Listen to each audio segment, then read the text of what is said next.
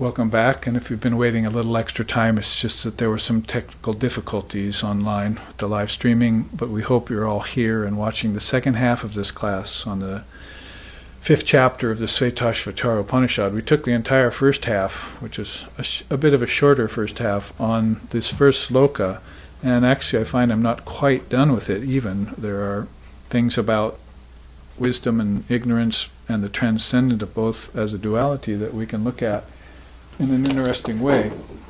For instance, what Sri Ramakrishna calls the march of wisdom in 4 stages. I found this teaching in the Gospel of Ramakrishna, and he's talking about the pravartika, the sadhaka, the siddha, and the siddha of the siddha. So there are 4 levels of beings: the beginner, the practitioner, the master, and the master of the masters, like a past master. And that's an interesting teaching, a 4-fold teaching in Sanatana Dharma. There you see him at the top. Vivekananda even commented on it. He said, "There are stages of spiritual growth in mankind. Each one is necessary. This is the essential of religion. Know that every undertaking must pass through a lot of obstacles. Truth triumphs if only one pursues a peaceful course." So you'd have to get into that step with the seers around perseverance. You can't just try something and throw it away, but you have to enter into that first stage of being a beginner, a pravartika they call it. And you can see some of the forms that have to be observed. That is, you have to observe outer religious formalities. Of course, that is going on in the case of a beginning aspirant, sort of like following a daily routine of mild general practices. Regulate food and refines dietary habits. So you see a lot of people that are very concerned about their food when they begin to enter spiritual life. What can I eat? What should I not eat? Should I be vegetarian? Can I still eat meat? Basically, the best rule around food for the spiritual seeker is just to take sattvic food, as Krishna recommends in the Gita. You look in those last 2 chapters of the Gita and you'll see where he's talking about sattvic food as, that is, refined food, as he doesn't really specify vegetables or meat. So some of the more fundamental Vaishnavas and Krishna followers are claiming or stating that it needs to be a vegetarian diet, and that's what they follow, and that's good for them.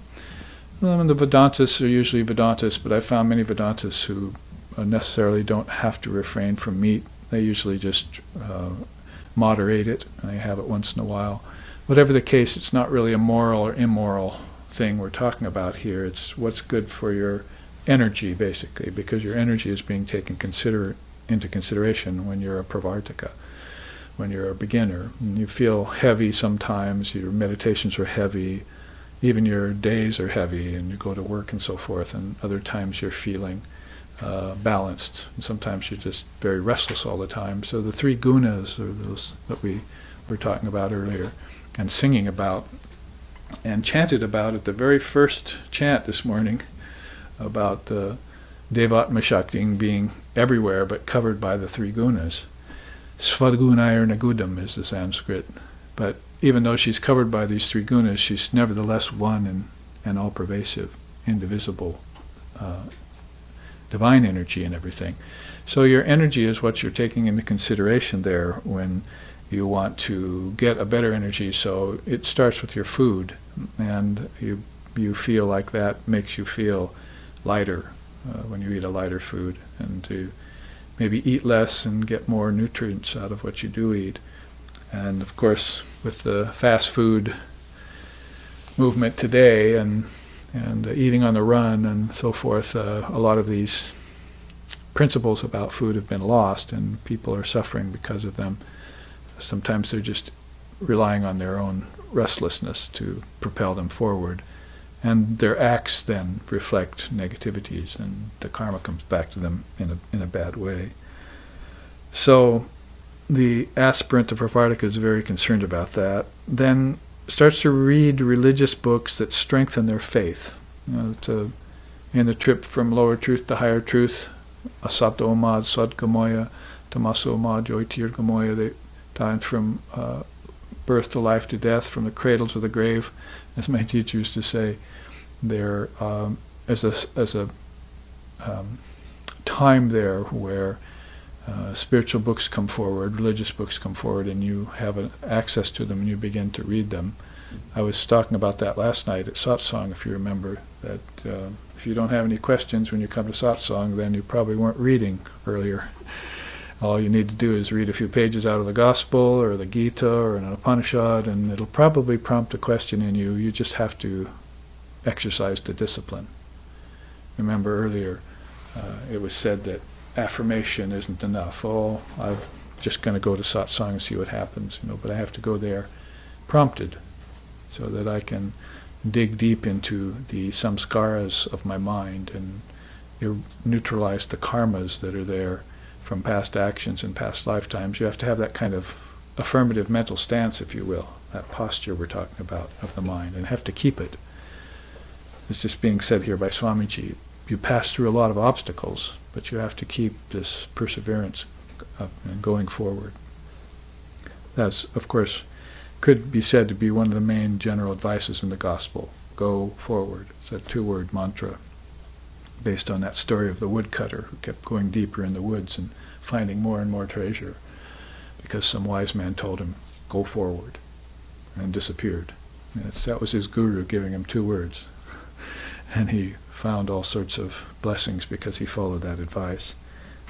Finally, the Pravartika engages in actions that increase mindfulness.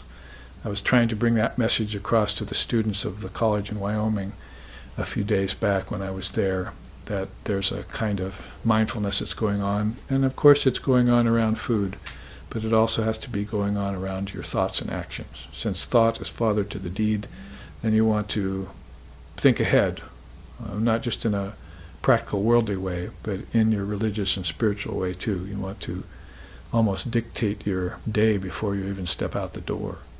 And of course that positive mind is going to be best to enter into any workplace, but there are things you can do that are almost prior to that, and will help you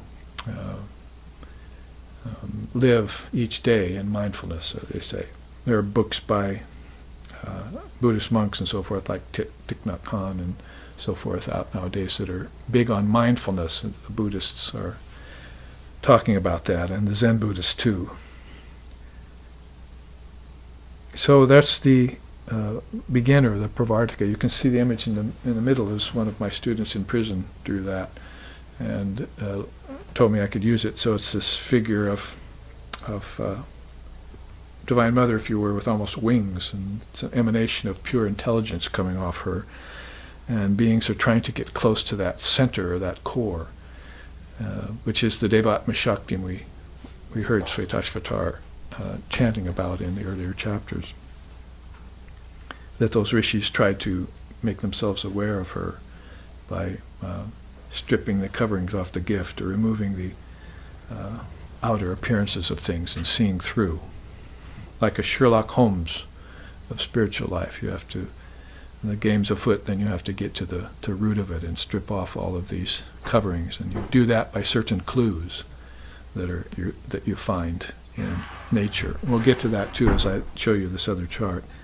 But the sadhaka would be the second stage, and that's a curve in your path that you must make. It's a turn, and that is after you've got basic holy company and you've gotten maybe mantra diksha and so forth, that now you have to take those blessings and put them into practice.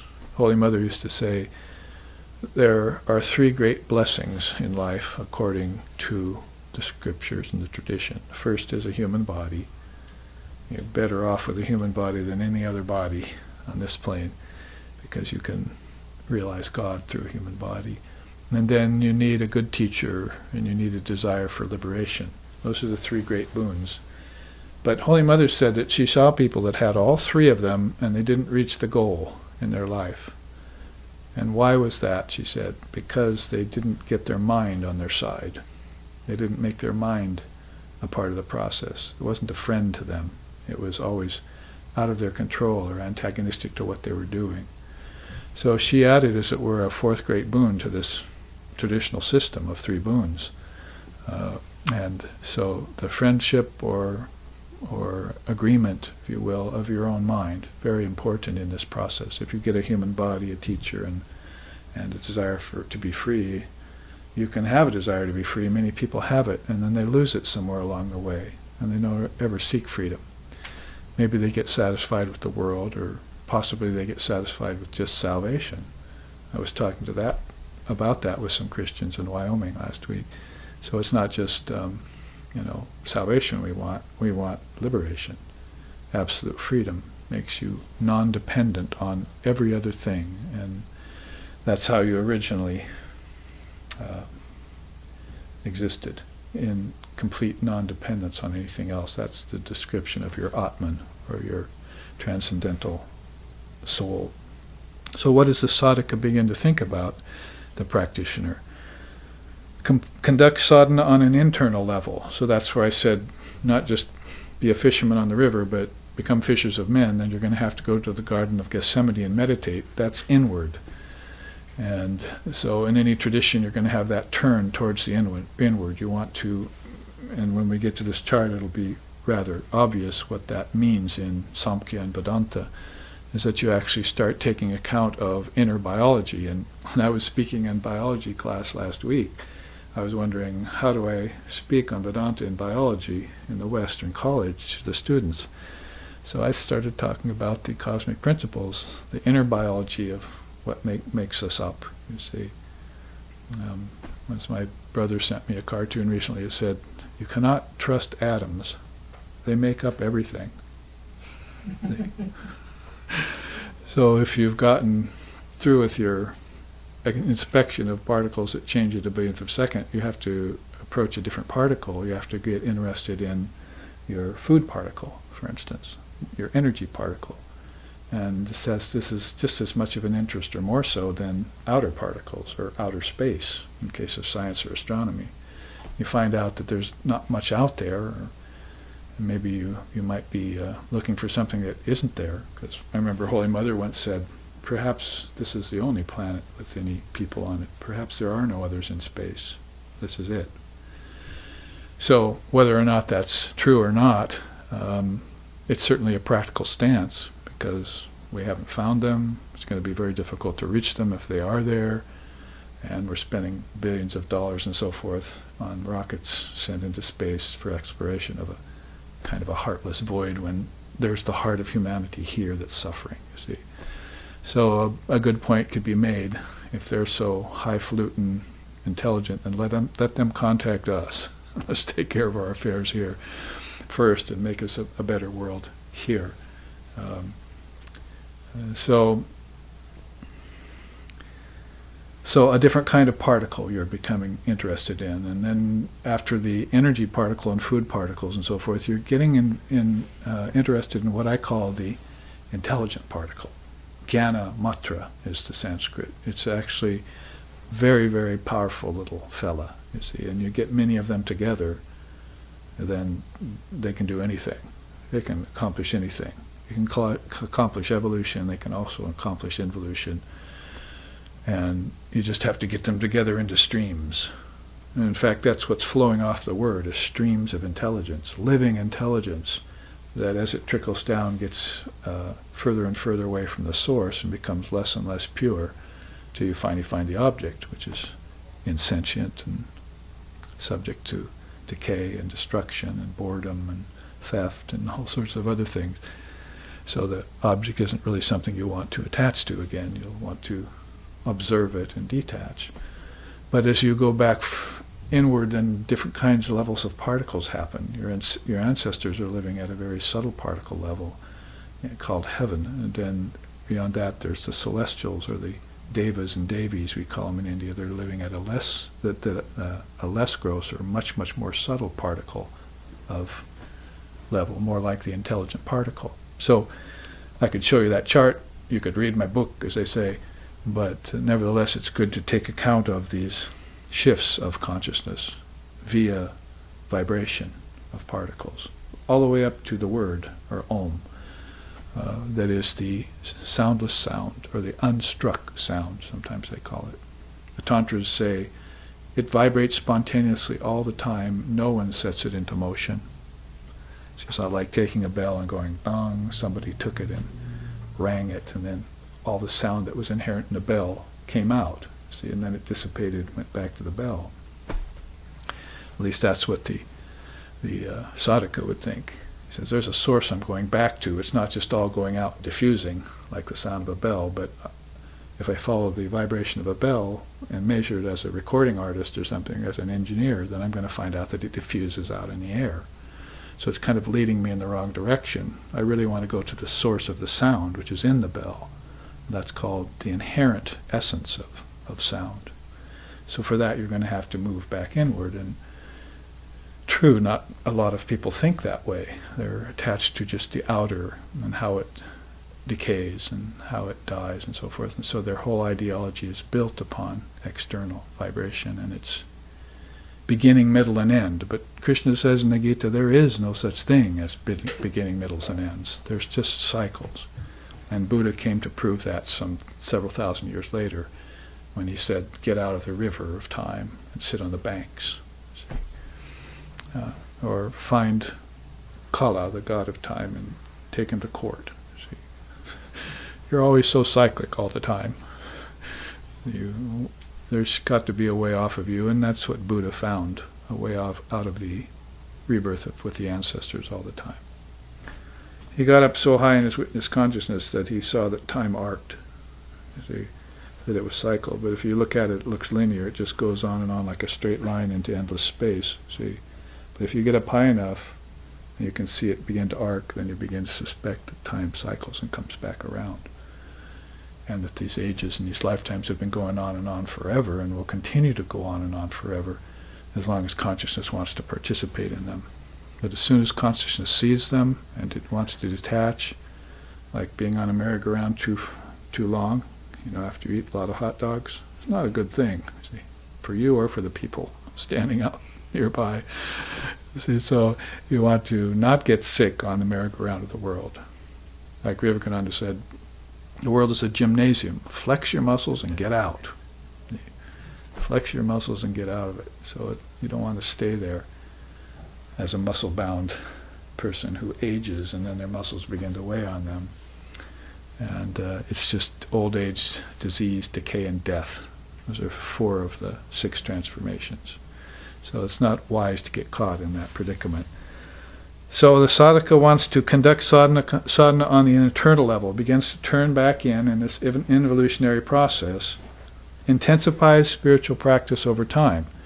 The beginner was just practicing religious formalities mostly, and shouldn't stop there. See, a lot of people kind of stop there, but when you hear the philosophy and you hear the truth and you find out what the seers have said about it, it's time to intensify your practice so that you realize these things inside of you, which is why I said, take the sloka up and read it once, make sure you understand it, and then put the book down and repeat it in your mind.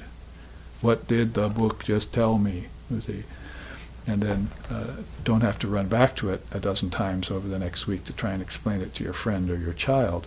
But you would plant it in there first opportunity when it's fresh. So that's kind of like the sadhaka would do, is really taking things in internal life, you see. And it's just so important. Again, I can't say enough about it. 5 senses and mind must be then put in a stable position. What is a stable position? Well, the stablest position is no mind and transcendent senses. I mean, that's what you get when you hear Shankara sing. Om mano bujya hamkara chitani naham nacha shrotra jiyuve nacha grana netre nacha vyoma bhumi na tejo na vayu chirananda rupaha shivoha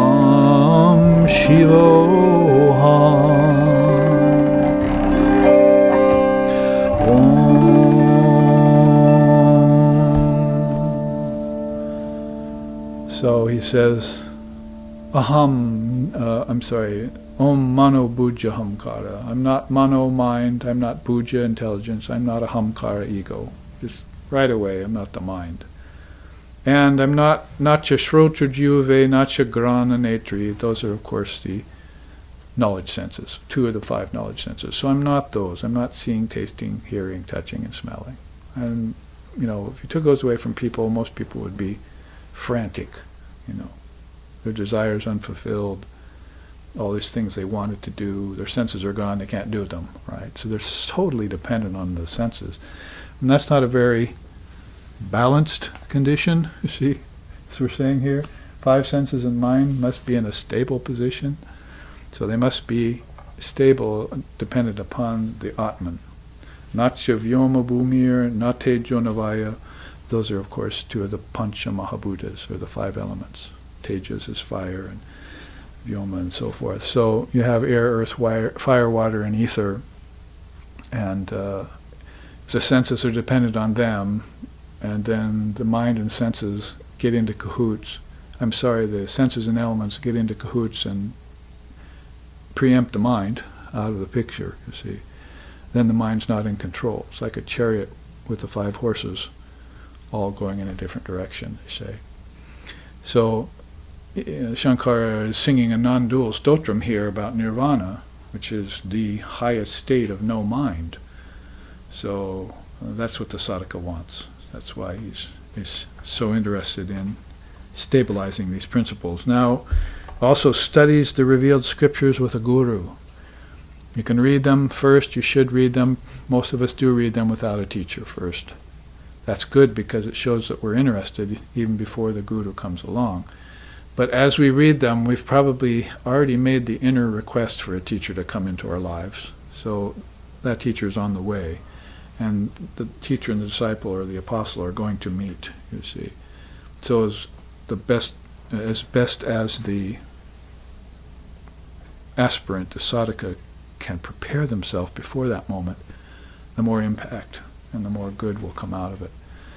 Nowadays, we're not really prepared when our guru shows up. So it has to be a lot of backtracking, You have to tell us, what are you doing that for? You shouldn't be doing that. Give that up. Take to that.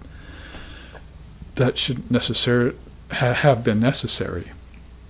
Like somebody was asking me, one of the students at the Wyoming College last week, what do you do to prepare for spiritual life? And I said, in my tradition, in the old days, you had to have discrimination between the real and the unreal, detachment from the unreal, inner peace, self-control, contentment, forbearance, faith, an ability to meditate, and a desire for freedom before you met your guru. See? Because ideally is that when those 2 souls meet, hi, tatvamasi, thank you, bye. See? That was it in the old days. You got a mantra or a statement from your guru. Sri Aurobindo, for instance, on a train in his 20s, finished his English degree, top honors in England, going back to India. When he's in India, he meets, because he grew up in the West, he went back to India later. It's very interesting. Meets Bhaskar Lele. Bhaskar Lele looks at him and says, you look like a fine young man. Talks with him about an hour. Bhaskar Lele says, did you ever get a mantra initiated? Sri Aurobindo says, no. He said, well, here, let me initiate you. And that's when he met his guru for about a couple hours on a train, and they never met again. You see? So it's like a reenactment of the old times when the soul knew its way, and it was in trouble here. So in trouble with the 5 elements, the 5 senses, and the errant mind. See, that's na mano na bujja hamkara. It thinks it is the mind, ego, and intelligence, but it's not. So it's learning everything from the standpoint, the wrong mental posture of I am the mind, intellect, and hamkara, ego. So it's in problems already, see. So when it comes into life in the old days, it's like all of this knowledge is paid forward. oh, here I am in the realm of the five elements, I must be careful. I must practice. So it's probably already a sadhaka when it's born. I mean, Krishna talks about it in the Gita, right? They pick up the thread of their yoga from a previous lifetime. It's right there in the Gita. And then they're born in the house of the pure and the pious. And maybe they get born in the house of yogis and yoginis. A verse like that is very rare to attain, Arjuna, he tells him. So, and how much more so in this day and age? How many of us were born to yogis and yoginis? See? How many of us are born to pure and pious, even? See? How many of us are born to parents that teach us the Dharma? We're lucky if we got taught morality, because some people didn't. In an errant culture that's backwards like that. So I'm just saying, as they say, if you look way back, the qualifications were very stringent, very strict, and you had to have them or the guru wouldn't look at you. Oh, you're not quite ready yet, You have scattered mind, or you have restless mind, or you have dull mind, or you have a mind that's sometimes together and sometimes isn't. So, go back to the world and get that together. Then come back to me and I'll give you the mantra, because when you get the mantra or the Mahavakya, you'll get illumined like that. It won't take you 1 year, what to speak of one lifetime. And that's why Vivekananda says, like Swami Vivekananda says in the Raja Yoga book right in the very outset, you ought to be able to become a yogi in 6 months. 6 months. That's a quote from Vivekananda in this day and age, in the late 1800s. You ought to be able to become a yogi or a yogini in 6 months. So if everything is set up like that, that's what will happen. So then why the sadhaka stage is so important. I mean, most of us in America haven't even arrived at it yet. Really. We're mostly here. Rituals, rites, food, reading some books, isn't it? So here's a stiff graph for you,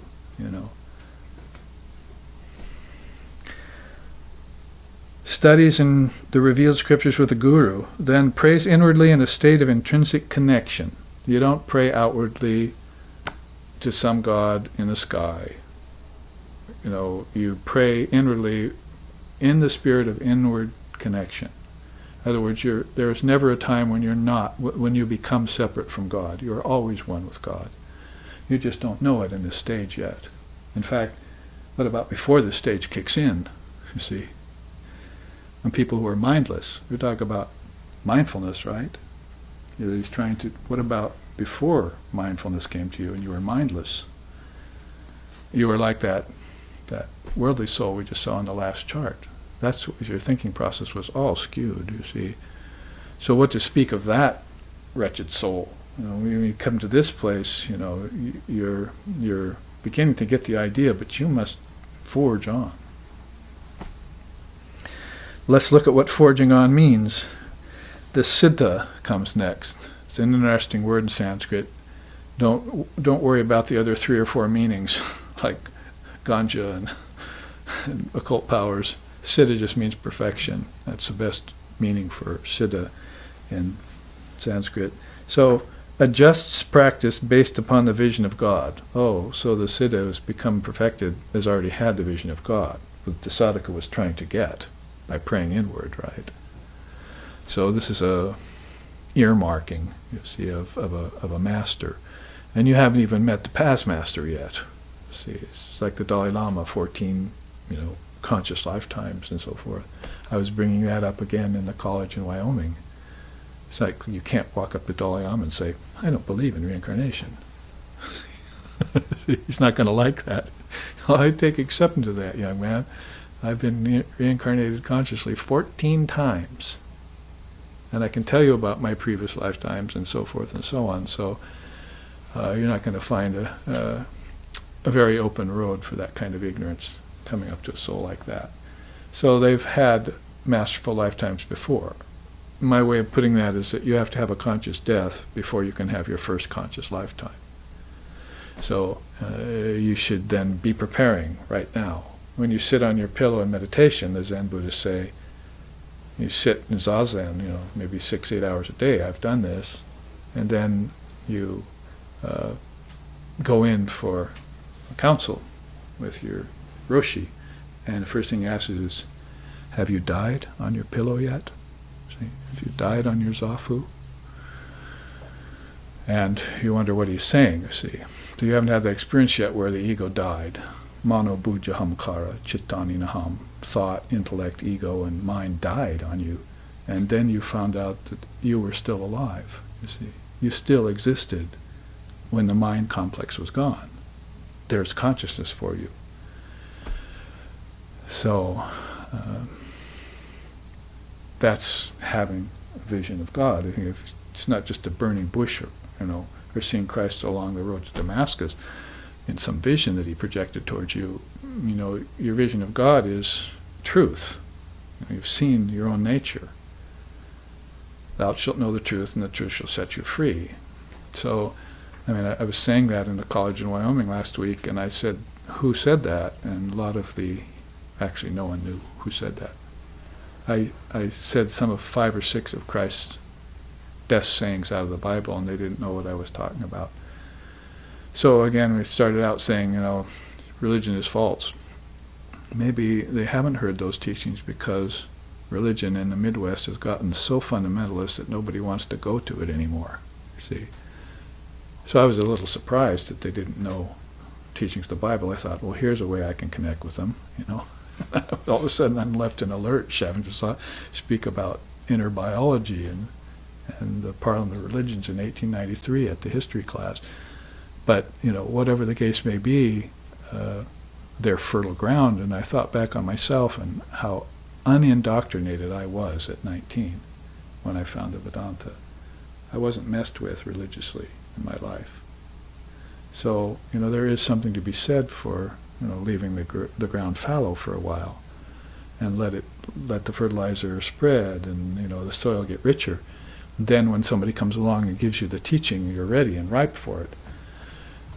Better if the Dharma was given to you and you have it and you become a master, because then you'll never lose it like this soul did. He wouldn't be seeking it if he had have always known it. Obviously, he hasn't known it in a recent lifetime, so he has to re-seek it, which is what I was telling them sitting at their desks.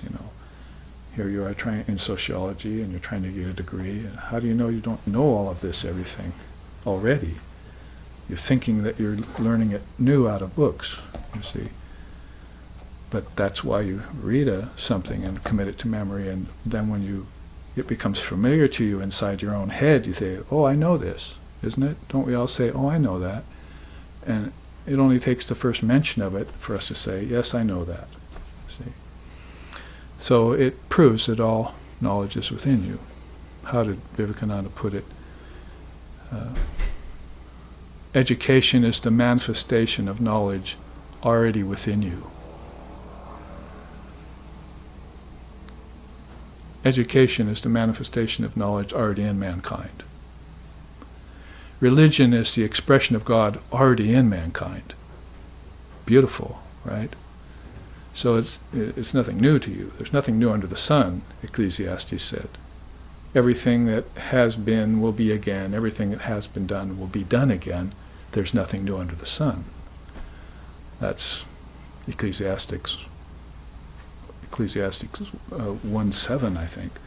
So this is, even in Christendom you'll find out that this idea that everything has been cycling forever and that you're just re-meeting it. You see, all inventions are reinventions. All concepts are reconcepts. So there is this one stationary substance, if you will, called consciousness, that holds it all for all times. And you're just tapping into it, you see. If you've moved away from your center, then you're tapping back into the source of it. And it's a mental perspective that's very valuable to take on. You must entertain it in your mind. Enough entertainment at the movie house, you see. You must entertain this inner life now and start to say, all knowledge may be in there already. See. If I adopt that position, how much quicker is that knowledge going to come to the surface than if I don't know it and I start pursuing it outside and maybe never reach it at the end of my life and have to come back with the same attitude again. Oh, I have to reach it this lifetime, you see. So again, it's just a much more enlightened way of moving forward. All right, so the sadhaka keeps discipline handy but lives in realization. So this is why you see an illumined soul having the highest experience, but also still disciplining themselves, because they're doing it for the sake of others watching. Shankara said that. I must, although enlightenment has come and I've had samadhi, I keep doing disciplines so that everyone else will know they should do disciplines. Like they say, Sri Ramakrishna, he must not have been a perfect soul because he had 4 teachers. He had Totapari, he had Bhairavi Brahmani, he had the Muslim teacher in Govinda Rai in the Kali temple, in the Muslim quarter of the temple. So he must not have been perfect, right? No, wrong. He took teachers to show us that we needed to take teachers. And if you read about his teachers, they all got further enlightened from him. His teachers were siddhas, right? But they didn't know it, that they were in the presence of a siddha, a master of masters, see. So that puts things in good perspective on the level of an avatar like Ramakrishna. In the college in Wyoming last week, I was saying, avatar this, avatar that, and I wasn't getting much response, I said, did any of you see the movie Avatar? So I guess they hadn't. But I said, that's one of the Sanskrit words that's made its way into English language, and it's been used, in the colonizing planets and war and violence and all of that, and the people that lived on the other worlds and sort of science fiction. But avatar in Sanskrit means this fully illumined soul that comes from every 500 years or every age to remind us of this Dharma. See?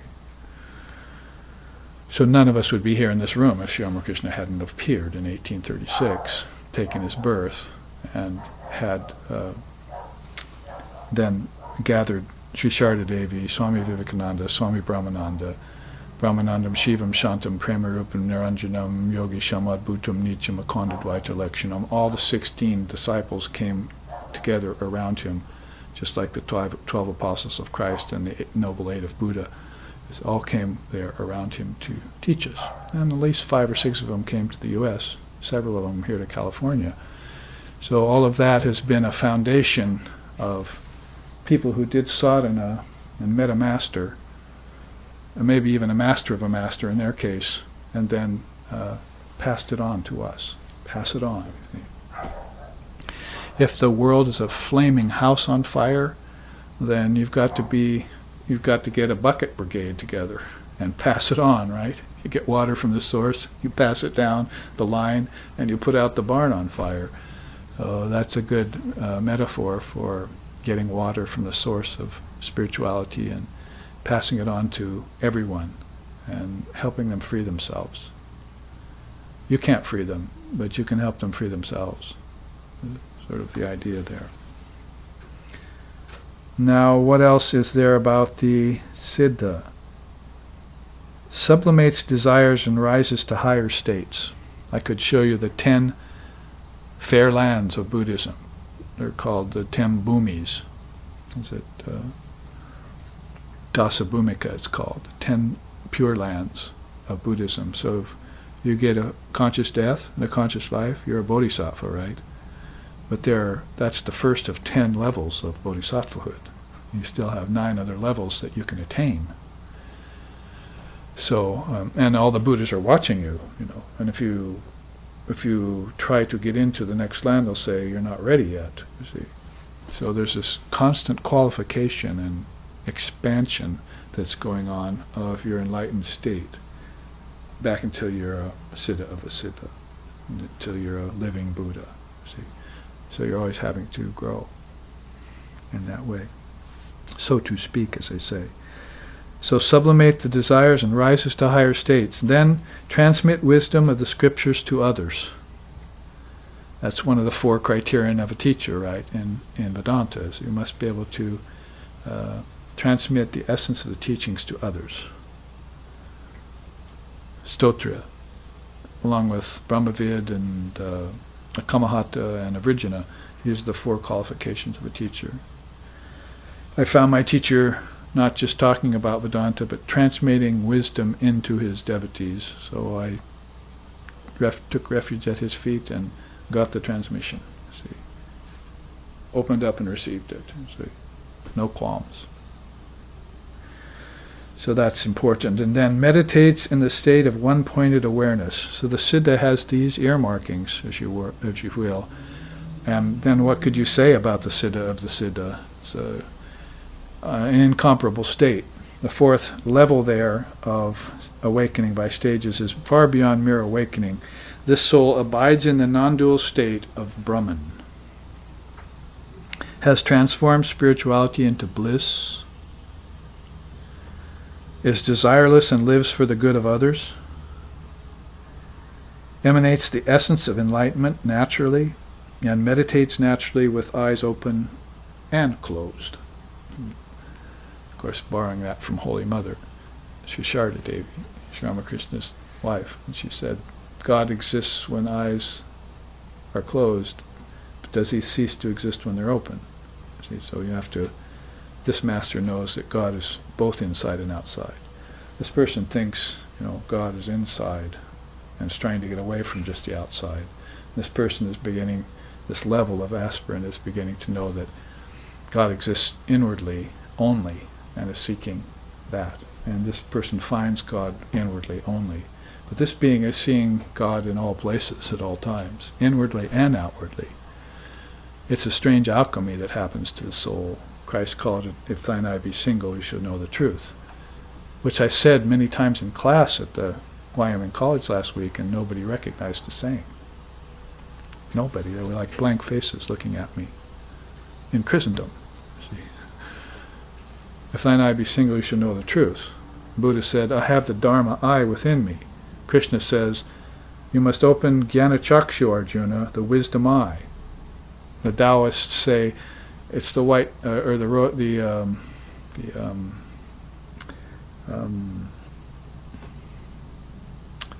Essenes, the Essenes, the early Christians. It's the white dove ascending. You see, it opens up like in the 3rd eye. It's the white dove ascending. Or the Taoists say it's the back door to divinity. See, nobody sees it. It's the pillar of light. So there's different references to the 3rd eye, or to the opening of higher wisdom in different religious traditions. Final quote at the bottom by Sri Ramakrishna Paramahamsa. The Pravartika is a beginner. He puts marks on his head and body, wears a rosary around his neck, and strictly follows outer observances. The sadhaka is more advanced. He has lost his penchant for outer show. He longs for the realization of God and thus prays for him inside earnestly. The Siddha has firm conviction that God exists since he has seen him. And the Siddha of the Siddha, he has not only seen God, but has talked to him intimately. That's why we saw Sri Ramakrishna speaking to Divine Mother all the time. And people were around, and who is he talking to? It's like, oh Mother, why have you brought me here? Who are these people? He'd just come out of Samadhi, and he had been visiting God, as it were, inside his own self. Because this Upanishad, remember the earlier sloka, some of you have it memorized. Om Adihi Sa Sam Yoga Nimitta Hetu Kalas Trikala Dakalopi Dristaha Tam Vishvarupam Bhavabhuta Midyam. Remember that? Kalas Devam Swachithastam Upasya Purvam means meditate upon the Lord as thine own self, seated in your heart. Brilliant again, it's beautiful. Meditate upon the Lord as thine own self, not as something else outside, it's the inside. Who appears to you as the universe, but who is the ultimate source of all living beings. So the universe can be allowed, you can allow it. This is the outer manifestation of God, nature and so forth. So he appears to you as the universe, but he's really the ultimate source of everything here. See? Now, perceive that one as the ultimate cause of the relationship between matter and spirit. See, last night at satsang I took the half oil, half water cylinder and shook it, you see, and watched the oil and water separate. So there's a relationship between matter and spirit, but they don't mix, not ultimately. They're two different things. Matter is non-essence, and consciousness is essence. Isn't that what we were just saying? Ignorance leads to perishable, wisdom leads to immortality. Entirely different from these is that one, the imperishable, infinite, secret, supreme Brahman. So it's going to be beyond these, any kind of duality you might want to conjure up or that the mind can conjure up. There's a transcendent reality doing the conjuring, see, overseeing the conjuring. It's like Sri Ramakrishna used to say, the magician, does fantastic things in front of the audience. And they all believe that, like he ties lots of knots in a rope, right? And he shakes it, and all the knots disappear. And he calls someone up from the audience, here, you do it. Ties knots in a knot. The guy tries to shake it and tie it, but just makes the knots tighter, right? So they think, what a magic trick. But at home, the kids and the wife ask the magician how he does that trick, and he shows them how it's all sleight of hand. And so they know that it's all show. The audience goes away thinking, oh, what a marvelous magician. He can do anything, you see. But it means your own people, that is, Sri Ramakrishna's own disciples, knew him, you see, and everything. They knew how the Divine Mother conjured up this universe. And all he needed to do is shake it a few times and it goes away. The knots go away, you see. So you must become a friend of the magician, she says. See, come to know the magician, and you'll know his tricks. Otherwise, not likely you're going to go away with the wrong impression.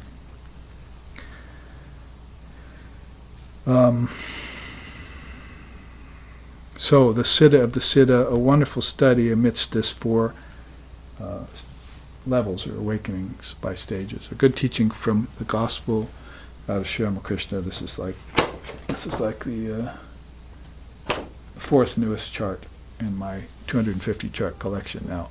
I just barely put it together. I thought San Francisco should see it. Now let's look here in the remaining time, which is only about 20 minutes, at Mother India's revealed scriptures. It says here, that one alone presides over nature in all aspects and controls every form and every cause of production. He witnesses the birth of the firstborn of golden color and nourishes him with wisdom. So look into Swami Chaggisananda's notes, and you'll find the firstborn of golden color refers to Hiranyagarbha, or the cosmic soul who projects the universe. So I started off the chants today, Om Hiranmaye Pari Koshe Virajan Brahmanishkalam. So referring to Hiranmaye or Hiranyagarbha really means the cosmic egg of golden color. So it's like this source of everything, out of which everything came. It's rather like the word in that particular time in India, that particular phase of time. Or it could be called Lord Brahma, or it could be called Pradhana, or it could be called unmanifested Prakriti, or Lord Brahma, the Trinity, which we just love to sing to every time we mention it, right? Gurur Brahma, Gurur Vishnu, Gurur Devo Maheshwara, Gurur Eva Param Brahma, Tasmai Shri Gurave Namaha, Tasmai Shri Gurave Namaha. So Guru Brahma, Guru Vishnu, Guru Deva Maheshwara, that's this Hiranyagarbha, or this cosmic egg of golden color. That's right here, you see. At this chart, if we want to find out how the scriptures of Mother India remained eternal even after coming to earth and didn't get distorted like so many other scriptures in different traditions got so distorted, then we have to know upon what axis they were balanced, upon what substratum they were, hard to say created, how they were incepted or projected. Projected is the word used here. So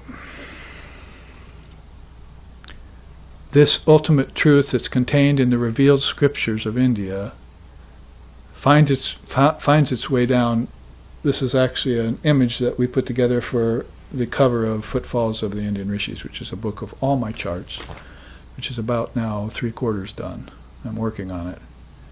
Those of you who are watching, who have been writing me and saying, when's that book coming out? It's here in a year or so. But this is sort of a semblance of the cover, where you've got the Himalayas and you've got these footprints coming down out of the ethers, which is really not out of the sky at all, it's out of the inner sky. And this is what happens. In the inner sky of your intelligence, you have these Mahat Buddhi Ahamkara Manas Chitta, or cosmic intelligence. And it carries with it all the wisdom of the scriptures. And it's going to trickle down. You see, it comes down to cosmic mind, which is Mahat, comes down to intellect, ego, mind, and thought, which is Buddhi Ahamkara Manas Chitta.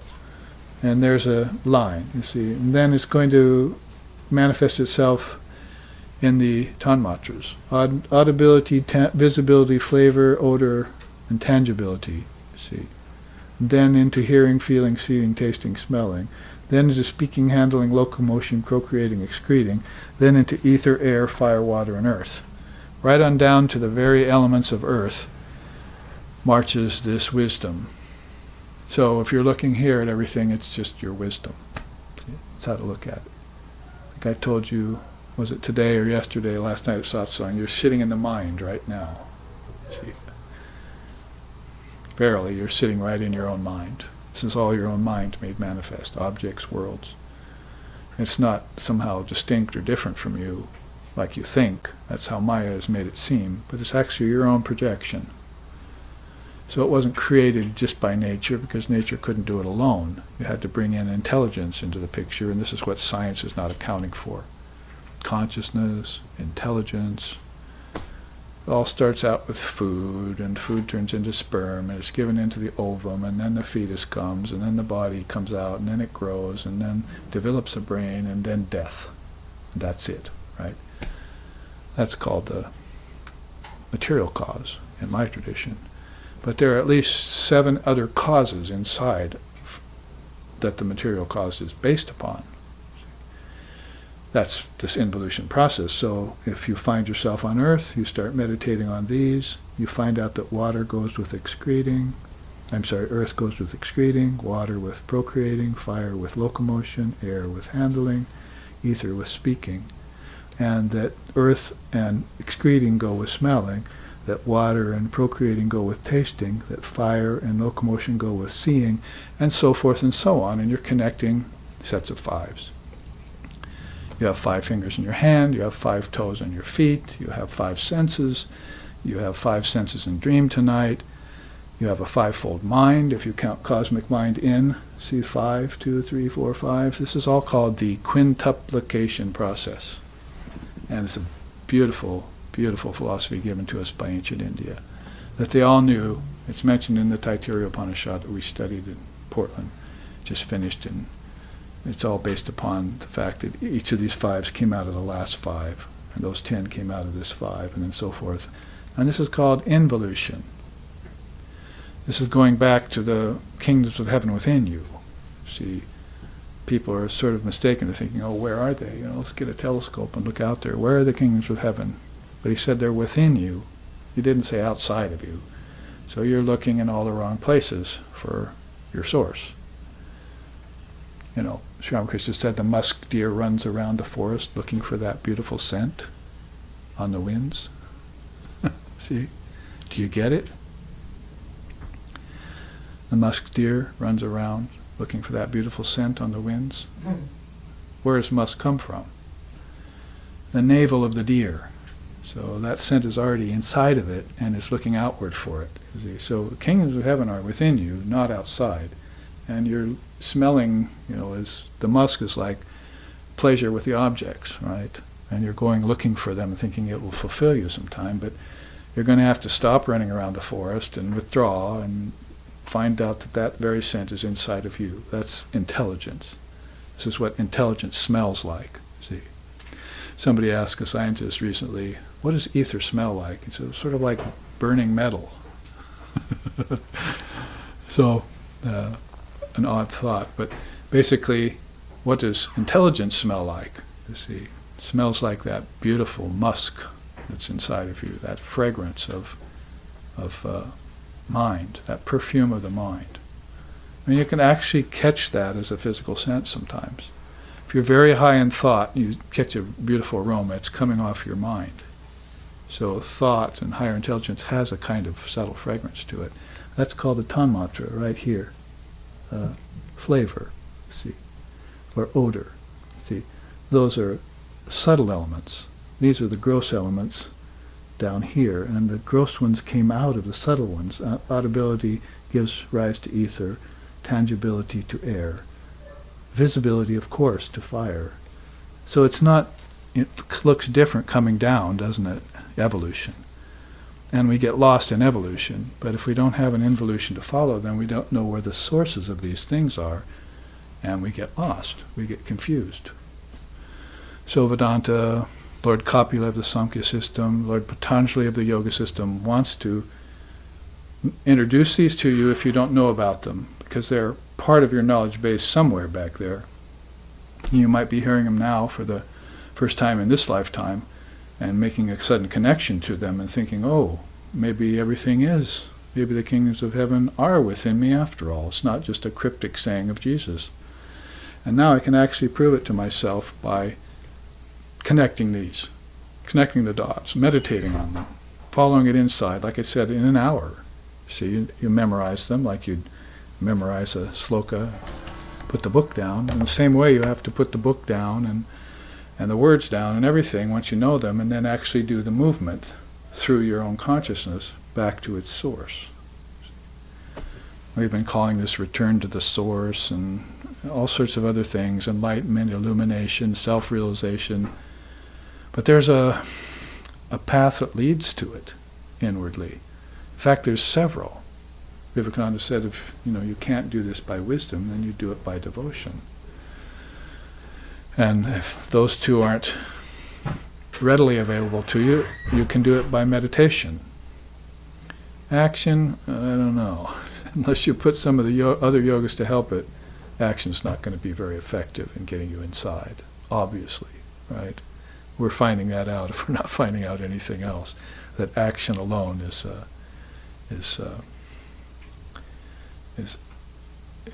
leading to externalized consciousness. And it's far from home then. So anything above that is the cosmic mind and cosmic intelligence. So these are footprints. You see the numbers on the footprints, 1, 2, 3, 4, 5. In fives, everything marches down onto earth. And so when you're reading the revealed scriptures of India, and this is a teaching pertinent to Vedanta and yoga and so forth, when you're reading the revealed scriptures of India, you're reading the cosmic mind on earth. But Shvetashvatara is here with you right now when you read this. He's realized his eternal, all-pervasive consciousness, and you're just reading his book. When you're reading his book, you're reading his consciousness. So there's nothing distant or different from you. Everything is right here, right now. Isn't that what you hear? The eternal moment is right here, right now. I have to live in the moment. Right?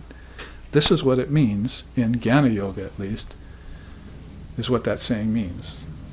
And you should, if you take on a reverent attitude, and you pick this up reverently, see, don't eat food and, or read it, in strange places. But when I was 19 and 20, I picked this up and I sat like this and I read the scriptures. And I kept them separate from every other aspect of my life. You don't mix spirituality with the world, because they don't mix well. Later on, maybe you can hold to ideals, but right now you need to know this and know this alone. And you need to put everything else behind me. That's what Jesus meant. Get thee behind me. It wasn't just a horned devil, the red body and a pitchfork and a forked tail he was talking about, you see. It was everything that distracts me from this, the truth. Thou shalt know the truth, and the truth shall set you free. See? So there's a version of that in Christendom with the Bible, but look at how India doesn't have just one book. I mean, in the 5 minutes remaining, 108 Upanishads, the Bhagavad Gita, the Brahma Sutras, those are Shruti. Those are to be heard. You must not miss those.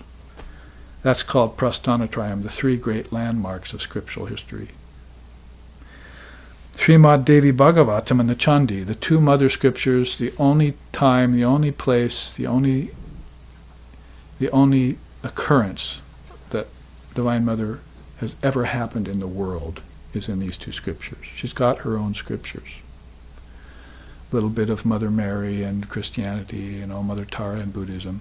In fact, Pragyaparamita is really a mother scripture in Buddhism. But as far as India is concerned, the Srimad Devi Bhagavatam and the Chandi are mother scriptures, and those are recommended. Non-dual scriptures, Ashtavakra Samhita, Avadhuta Gita, Adhyatma Ramayana, Gaudapadas Karka, which is really a commentary on the Upanishad. Those are those are non-dual. So they're stripped of all extraneous teachings. There's really not much duality or qualified non-dualism. They're all pretty much non-dual. In fact, you first read them, you go, what's he saying? Because they're so terse and stripped of all extraneous things and to the point. In fact, I quoted a sloka out of that in the first half when I said, renounce the world, then renounce renunciation, then renounce renunciation and non-renunciation, then renounce the poison of renunciation and non-renunciation. So all of these are stages, and you want to go to this ultimate reality and have it revealed to you. There you see on the far left the 4 Vedas, the 18 Puranas, the 64 Tantras, the Ramayana, the Mahabharata, Srimad Bhagavatam, Uddhava Gita, Narada's Bhakti Sutras, Sandilya's Bhakti Sutras, the Code of Manu. Pretty much giving you a list here of what's on my shelf at home, since I started gathering them when I was 19, 20.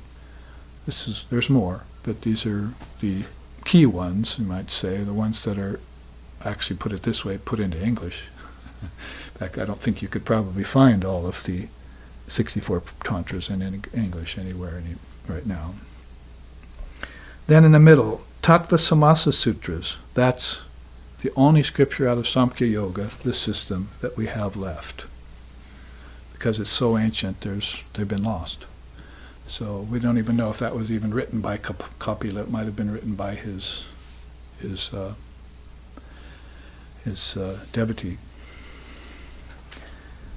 Then there's Patanjali's Yoga Sutras. We're studying that. We're in lesson 99. You just got an email if you've been following that for the last years with me.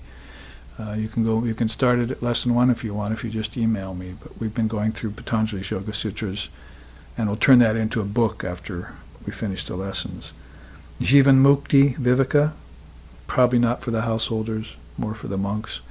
Nonetheless, there are some great teachings come out of that scripture. Panchadasi, that's a Vedantic scripture that's very Advaitic. Dhammapada, I put that in there because it's Buddha's scripture, but it's Hinayana Buddhism. It's in the period where Buddha lived, or it just passed. They gathered all the sayings of Buddha together, so it's not, from Tibet or Japan or China. It was actually Indian Buddhism. So the Dhammapada has to be counted as one of the great Indian scriptures because Buddha was a Hindu man. Yoga Vashishta, we've done a version of that already. Then all of Shankara's scriptures. Shankara is such a great soul in India that these are just some of them. There's actually a few more. But Viveka Chudamani, Aparakshana Bhuti, Drigdrishya Viveka, Atma Bodha, Tattva Bodha, Vedanta Keshari, Prapancha Sara, Atma Anatma Viveka, Moha Mudgara, and Vakya Vritti are all there to study, and a few more of Shankara's scriptures. Very non-dual and very rich with wisdom. And then, of course, modern age, I would say Gospel of Ramakrishna and the complete works of Swami Vivekananda are must-reads for people interested in Vedanta and or Divine Mother of the Universe and her whole system of wisdom and expression. All expression coming down, you see. So, only thing other to say is this quote maybe at the end. I have never lost faith in a benign providence, nor am I ever going to lose it. My faith in the true religion and the revealed scriptures is unshaken. Vivekananda loved India and loved its scriptures and loved its seers, of which there was a multitude coming every age, all the time. So I think we've run out of time here, but we were able to accomplish only one sutra. Maybe we'll get to more tomorrow. But we did take 3 or 4 profound charts that really unwrapped the sutra the way I like to. If you come to SRV and you want to study a scripture, you might take 3-4 years to get through it. But you should end that study and leave there with a lot of notes and a lot of things to contemplate on in your mind, which again is that message. Put it all in the mind, away from books and temples, and then meditate on it and realize that it is within you, and you're only being reminded of it in class. Here we'll end then with a chant. Om Sato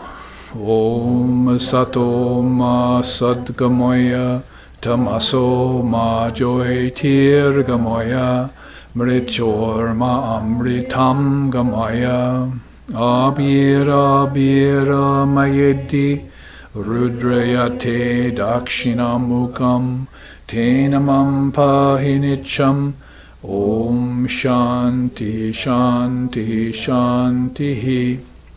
Lead us from darkness to light. Lead us from lower knowledge to higher knowledge. Lead us from the unreal to the real.